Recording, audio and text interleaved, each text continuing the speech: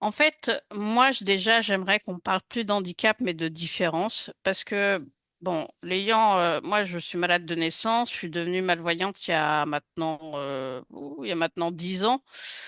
Suite à ma maladie, j'ai plein de problèmes de santé, et en fait, est-ce que ça change quelque chose de moi? Alors, oui, bien sûr, ça change ma persévérance, ma motivation, mon courage, ça m'aide Mmh. justement à me dépasser, mais est-ce que ça fait vraiment quelqu'un de d'handicapé? Non, ce mot handicap, en fait, je souhaiterais qu'à un moment donné, on n'en parle plus Mmh. et qu'on parle de différence ou de particularité. Parce que ça peut arriver à tout le monde déjà. Ouais.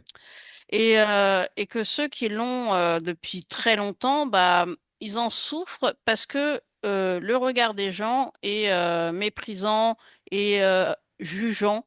Mmh. Euh, et, et du coup, ça biaise complètement la confiance et ça nous limite en fait dans une espèce de case dans laquelle, en tout cas moi, je ne me retrouve pas du tout Mmh. là-dedans. D'accord. Donc, moi, ce qui m'anime là, dans tout ça, c'est justement de voir le handicap comme une différence qui pourrait, dans une entreprise, aider à motiver, à booster l'équipe, que la personne dans cette situation-là soit moteur et soit prise par rapport à ses compétences et non pas parce qu'elle est en situation de handicap, quoi que ce soit. Cette personne, elle a des compétences, elle a une vraie intelligence émotionnelle parce qu'elle est passée par des défis que beaucoup qui sont entre guillemets valides Mmh. ne supporteraient pas. Donc, l'expérience du handicap, de la maladie, fait que ces personnes-là sont des trésors pour une entreprise.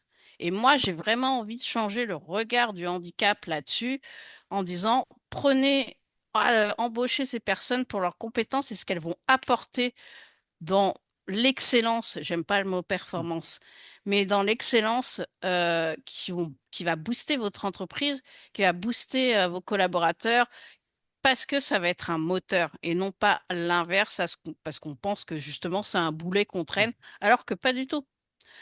C'est vrai que moi, de mon côté, tu sais, ayant souffert aussi de ça, mais j'imagine que toi aussi, et pourtant, alors moi, j'ai quelque part, j'ai pas les signes, entre guillemets, du handicapé, en fait. Mm. C'est-à-dire que j'ai mes 2 jambes, j'ai mes 2 bras, j'ai mes 2 yeux, enfin, tout va bien.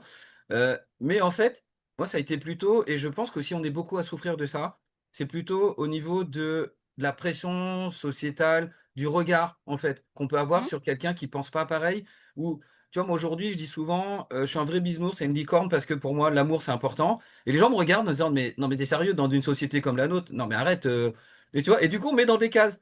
Donc Oui, limite, tu vois, moi, j'aime bien le rose, je kiffe le rose, bah et on me dit: «Non, mais attends, à un moment, tu entrepreneur, il faut que tu penses, à l'argent, il faut que tu penses à ça» et quand tu penses différemment et ben, on te met dans une autre case et finalement, tu finis dans la case comme les personnes en situation de handicap parce que du coup, on te met un handicap sur le dos